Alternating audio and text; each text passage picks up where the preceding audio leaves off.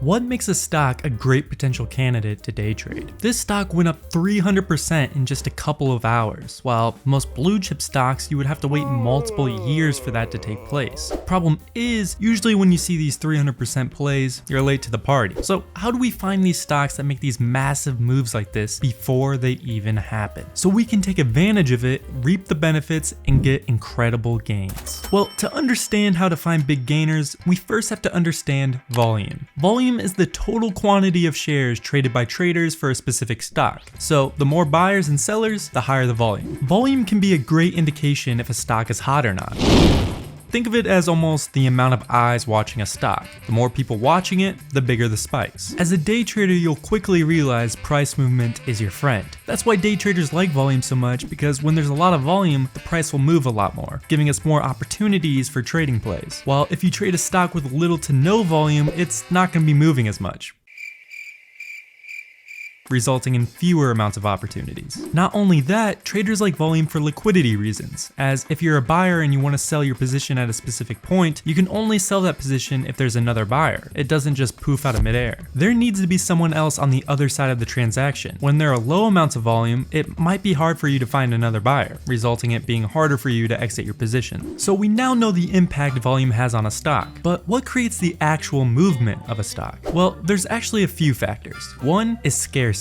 I'm sure you've all heard the good old supply and demand. If there is a low supply of something and a lot of demand for it, that'll increase the price, right? So we identified that volume is the demand in a type of way. But how do we identify the supply? The answer? The float. The float is the total amount of shares available for public investors to buy and sell. Some companies like Amazon have 450 million shares out there in circulation, while other companies like some penny stocks only have a couple million shares out there. Every stock is going to be different. You can get this number by going on Yahoo Finance, searching the ticker symbol, click the statistics tab, then scroll down a bit till you see the float section. That's the amount of shares available right now. Now, if we go back to the supply and demand example, if we want the price to rise, we want high amounts of volume, which is the demand, and low amounts of supply, which is the float. So in most cases for day trading, the lower the float, the better, as the less shares out there creates more scarcity, meaning bigger price movements. When I'm day trading, I like to find stocks that have a 20 million share float or lower. Like I said before, the lower, the better. If it has anything more than 20 million, I won't day trade it, unless it's a really slow day and there aren't a lot of options out there. If you ever find a stock that has a massive amount of volume, a low float, and it's a top gainer, you will quickly see why this is a day trader's dream,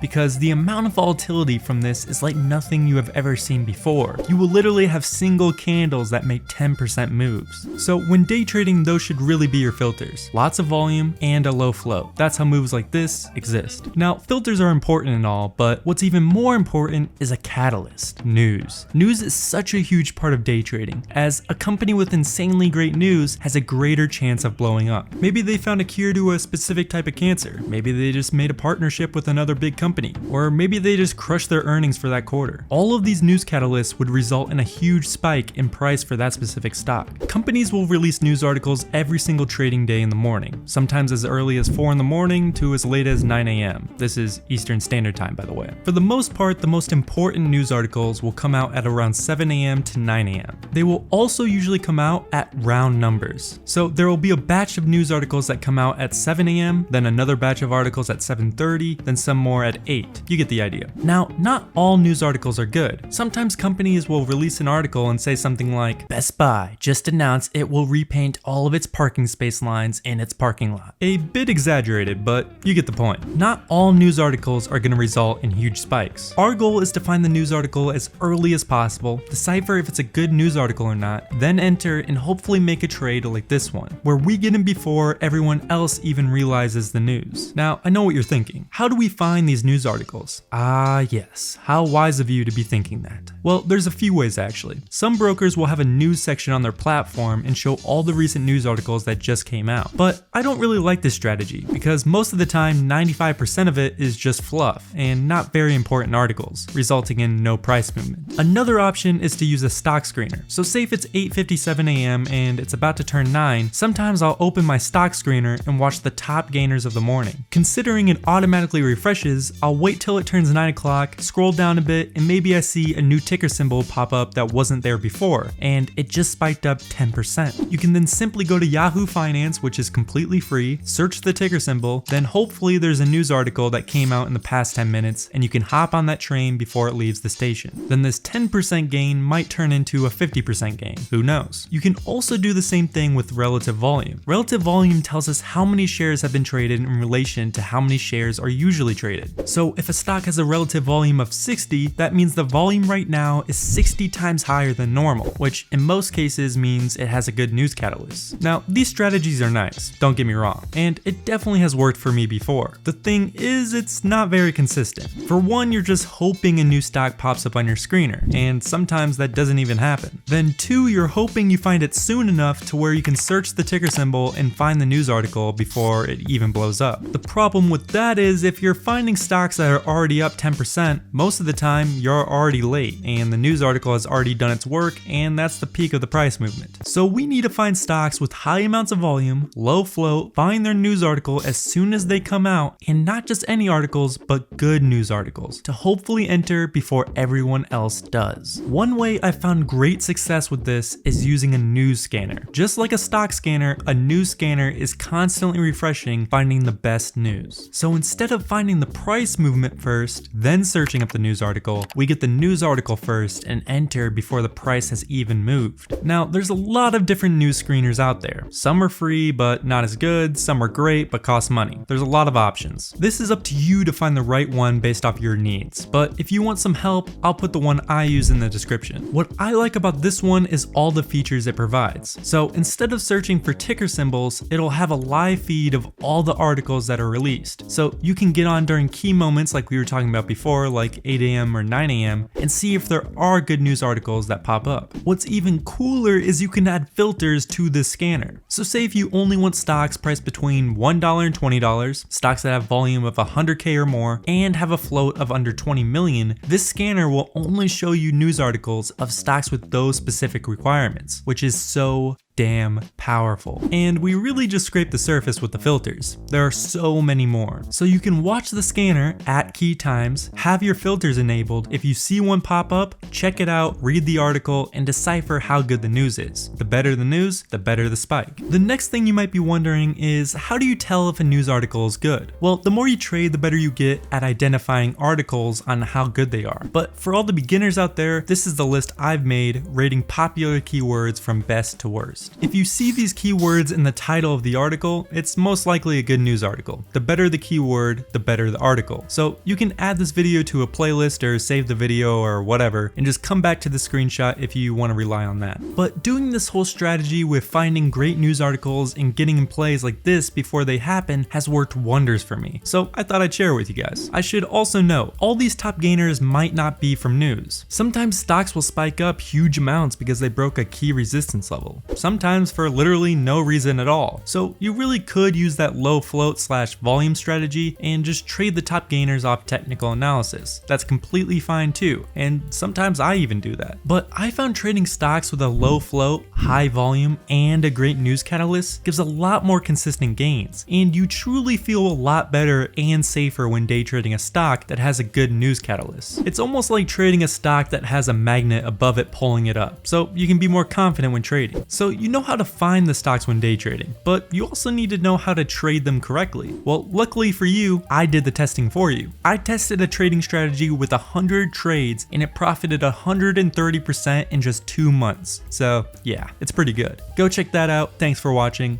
and I'll see you guys next time.